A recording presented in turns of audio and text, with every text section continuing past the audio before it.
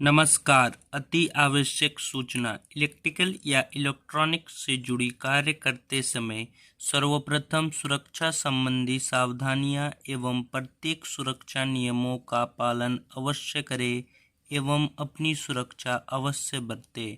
धन्यवाद। नमस्कार, हमारे YouTube चैनल LNB इलेक्ट्रिकल में आप सभी का स्वागत है। आज हम इस वीडियो में एक बहुत ही इंफॉर्मेटिव वीडियो के बारे में चर्चा करने वाले हैं या टॉपिक के बारे में चर्चा करने वाले हैं कि क्या सीसीटीवी कैमरा जो है, सीसीटीवी का जो सेटअप है वो बार बार खराब हो जाता है। आप ध्यान देंगे कि सीसीटीवी का जो सेटअप है वो बार बार क्यों खराब होता है, उसके प्रोटेक्शन के लिए हम क्या उपाय कर सकते हैं। ठीक है, यदि आप हमारे चैनल पे नए हैं तो चैनल को सब्सक्राइब करें। यदि आपको इस वीडियो को वॉच करने के बाद लगे कि ये वीडियो हमारे लिए हेल्पफुल है, हमारे लिए इंफॉर्मेटिव है या कुछ सीखने को मिला, तो कृपया लाइक और शेयर जरूर करें। ठीक है, तो हमने जैसा कि पहले भी बताया कि वीडियो का टॉपिक है कि क्या सीसीटीवी कैमरा बार बार खराब हो जाता है। एज ए कस्टमर, यदि आपके घर में या ऑफिस में या इंडस्ट्री में कहीं भी सीसीटीवी सेटअप लगा हुआ है और बार बार खराब हो जाता है, आप परेशान हैं, ठीक है, तो ये उपाय करें। 100% ये टेस्टेड है, 100% टेस्टेड उपाय मैं बताऊंगा आपको, 100% टेस्टेड। और दूसरा, इसमें 90 से 95% खराब होने का चांस टल जाएगा। 90 से 95% खराब होने का चांस टल जाएगा। 5 से 10 ही % होगा कि आपका सीसीटीवी जो सेटअप है खराब हो। ठीक है, तो मैं बता देना चाहता हूं एक बात, यदि आप एज ए कस्टमर है या तो आप सीसीटीवी आपके घर में इंस्टॉल होगा या ऑफिस में या इंडस्ट्री में एज ए कस्टमर है आप, ठीक है, आपके लगा हुआ है, आपके जिस भी स्थान में आप लगाए होंगे, या आप एक सीसीटीवी यानी कि क्या बोले, मिस्त्री बोल सकते हैं हम, सीसीटीवी इंस्टॉल करने वाले मिस्त्री हैं या इलेक्ट्रिकल या इलेक्ट्रॉनिक्स का काम करने वाले, ठीक है, मिस्त्री हैं। तो ये दो ही व्यक्ति हमारे वीडियो को देखेंगे। तो ये जो सीसीटीवी जो कस्टमर है, ये कस्टमर के लिए भी जरूरी है इन बातों को सुनना, और मिस्त्री को भी। यदि आप जिस किसी मिस्त्री से इंस्टॉल कराए हैं उन्हें आपको बताना है, तो मेरे वीडियो को आप दिखाइएगा कि इस वीडियो के अनुसार देखें, ठीक है, और ऐसा करने से 100% ये टेस्टेड है। ठीक है, तो एज ए कस्टमर और एज ए मिस्त्री आप इस वीडियो को देख सकते हैं। बहुत ही इंफॉर्मेटिव वीडियो है ये। ठीक है, मैं इस टॉपिक पर इसलिए बनाया वीडियो क्योंकि मैंने अधिकांशतः देखा कि सीसीटीवी कैमरा का जो सेटअप है वो खराब हो जाता है। ठीक है, कभी कोई कैमरा उड़ गया, तो कभी कोई डीवीआर चल गया, कभी पावर सप्लाई चल गया। ठीक है, अब हम मेन मुद्दा पर चलते हैं। ठीक है, मेन मुद्दा पर चलते हैं जो हमारे वीडियो को आगे की ओर ले जाएगा।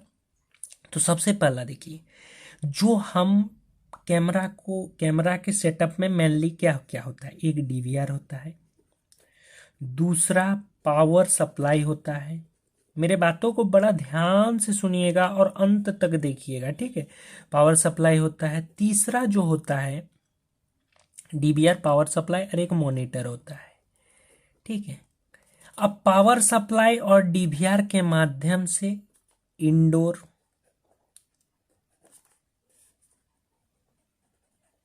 कैमरा और आउटडोर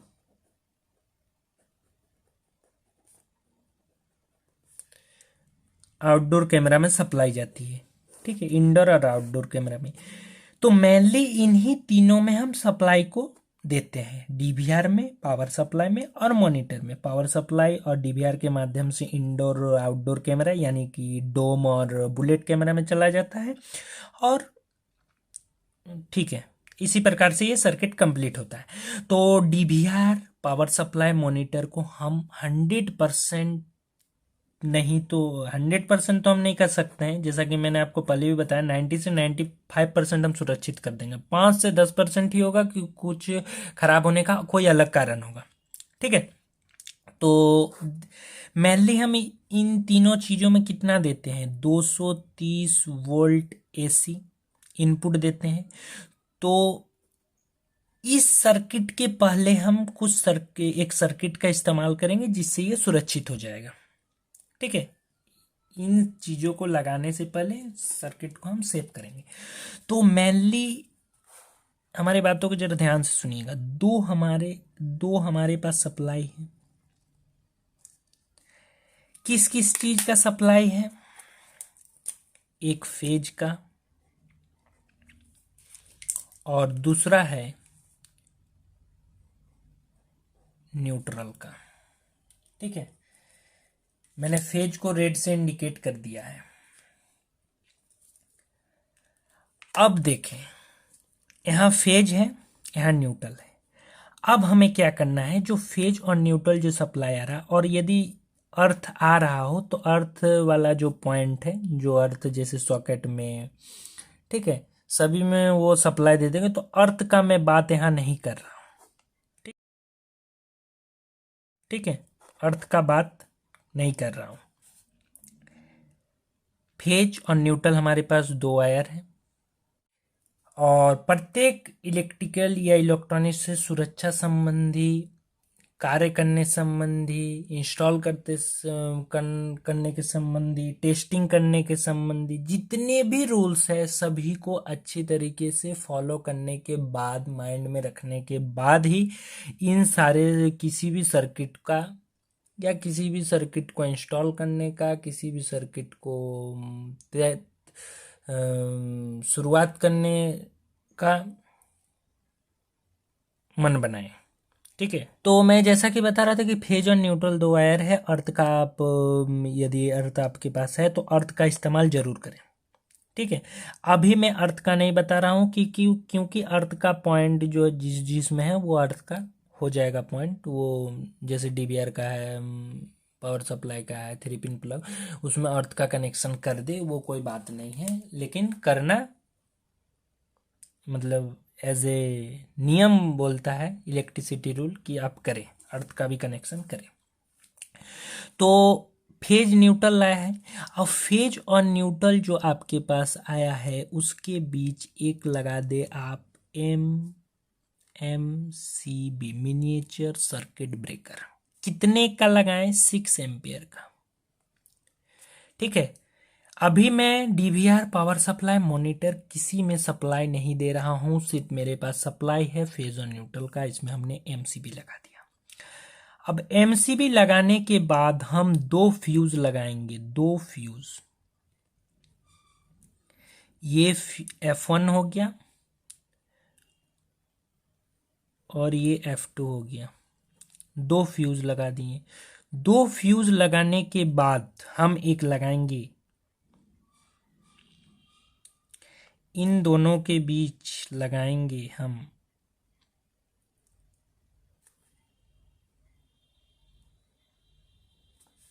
वैरिस्टर, VDR।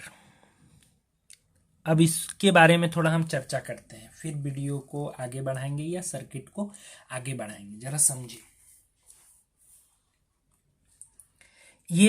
इसको बोला जाता है VDR, ये सब है VDR। ठीक है, इसके बारे में थोड़ा हम साइड में चर्चा कर लेते हैं, ये सब है क्या। ये है VDR। आप यदि इन चीज़ों से जुड़े हैं तो आप जानते भी होंगे। VDR या इसे बोला जाता है MOB, वोल्टेज डिपेंडेंट रेजिस्टेंस या मेटल ऑक्साइड वैरिस्टर। ठीक है, ये एक प्रकार का वैरिस्टर है। तो वोल्टेज डिपेंडेंट रेजिस्टेंस भी आपका रजिस्टर भी कह सकते हैं और मेटल ऑक्साइड वैरिस्टर भी कह सकते हैं। ठीक है, इसका उपयोग करेंगे, किस वैल्यू का करेंगे हम बताते हैं। और इसका सिंबल कुछ इस प्रकार सा होता है, मैं आपको सिंबल भी बता दे रहा हूँ, वहाँ मेरा थोड़ा अच्छी तरीके से यहाँ पर नहीं हुआ है तो मैं आपको यहाँ बता दे रहा हूँ। इसका सिंबल कुछ इस प्रकार सा होता है वैरिस्टर का। इसका थोड़ा एकदम शॉर्ट में इसका फंडा समझ लेते हैं। इसका फंडा क्या है ना, कि जब इसको हम पैरेलल में लगाते हैं, पैरेलल में लगाते हैं फेज और न्यूट्रल के बीच, पैरेलल में लगाते हैं, ये करता क्या है, इसका काम क्या है कि ये जब इसकी जो वोल्टेज कैपेसिटी होती है उससे, जब इसकी वोल्टेज कैपेसिटी, जैसे इसकी वोल्टेज कैपेसिटी मान के चलता हूं मैं 275 है, तो 275 तक ये वोल्टेज पास होने देगा। लेकिन 275 से जैसे 275 तक ये एक इंसुलेटर का काम करेगा फेज और न्यूट्रल के बीच, ठीक है, शॉर्ट सर्किट नहीं करवा देगा, फेज और न्यूट्रल के बीच एक इंसुलेटर का काम करेगा। कब? जब इसका रेटेड वैल्यू जब 275 तक रहेगा, बात का मतलब 275 का एक हमने लिया, तो 275 तक वो एक इंसुलेटर का काम करेगा फेज और न्यूट्रल के बीच। लेकिन जैसे ही वोल्टेज 275 से बढ़ेगा, 280 हो जाएगा, 285 हो जाएगा, 290 हो जाएगा, 300 हो जाएगा, तो ये क्या होगा, ये जो इसका जो रेजिस्टेंस है वो बहुत कम हो जाएगा, ठीक है, उसका रेजिस्टेंस कम हो जाएगा। तो रेजिस्टेंस कम हो जाएगा तो वोल्टेज हो जाएगा, जो आपको आउटपुट में वोल्टेज प्राप्त होगा वो हो जाएगा 0, और आई यानी कि करंट का मात्रा बहुत ज्यादा बढ़ जाएगा। और करंट का जब मात्रा बढ़ जाएगा तो इसके आगे जो मैंने फ्यूज को लगाया है ये फ्यूज कट जाएगा, ये फ्यूज उड़ जाएगा। इसी प्रकार आपको ये प्रोटेक्ट करेगा। किस प्रकार प्रोटेक्ट करेगा मैं आगे भी चर्चा करूंगा। अब वीडीआर लगाने के बाद हम एक यहां पर कॉन्टेक्टर लगाएंगे।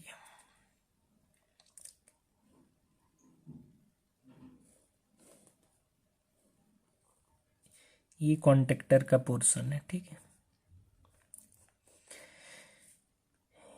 2 3 1 2 3। यहाँ एक हम फेज डाल देंगे इसमें, और यहाँ से लेकर एक न्यूट्रल इसमें डाल देंगे। ये हो गया न्यूट्रल।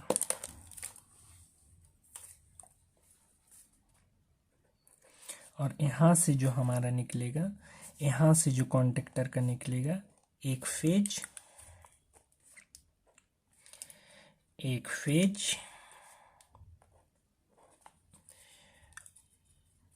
और एक न्यूट्रल निकलेगा, ठीक है।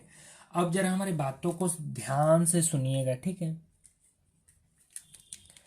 फेज और न्यूट्रल हमें डालना है एमसीबी में। एमसीबी के आउटपुट से 6 एम्पेयर का हमें एमसीबी लेना है, ठीक है, 6 एम्पेयर का हमें एमसीबी लेना है, 6 एम्पेयर का एमसीबी लेना है, लगा देना है, इनपुट डाल देना है फेज न्यूट्रल, आउटपुट में निकालना है फेज न्यूट्रल।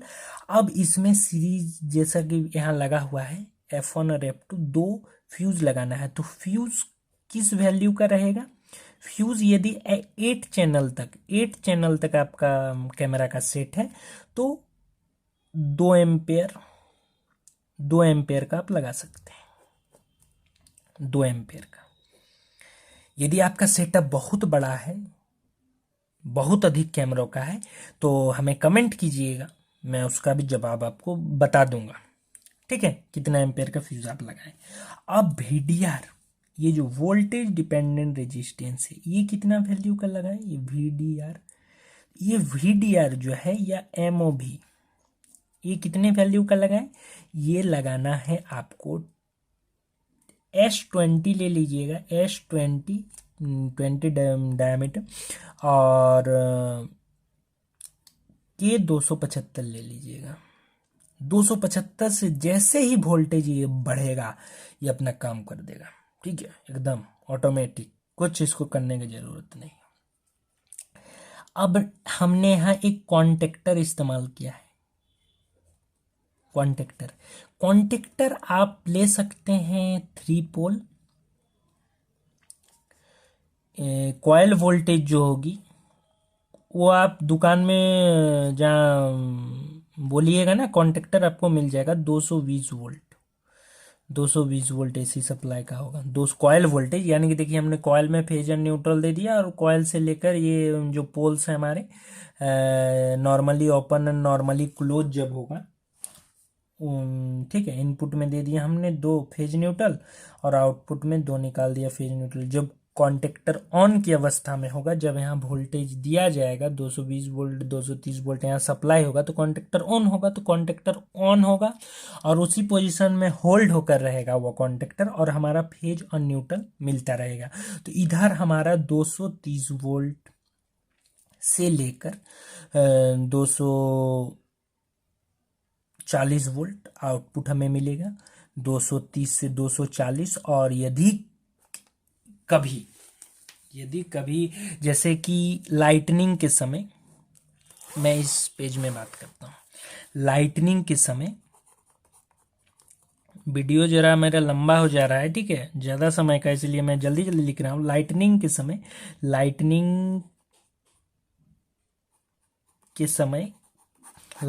समय क्या होता है, जब वोल्टेज स्पाइक आता है,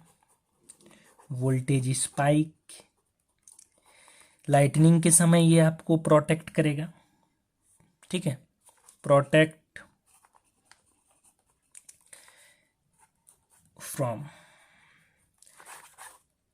फ्रॉम लाइटनिंग से करेगा, लाइटनिंग के समय आपको ये प्रोटेक्ट करेगा। दूसरा, जब वोल्टेज स्पाइक, जब अधिक वोल्टेज आएगा तब, ठीक है, वोल्टेज स्पाइक से करेगा।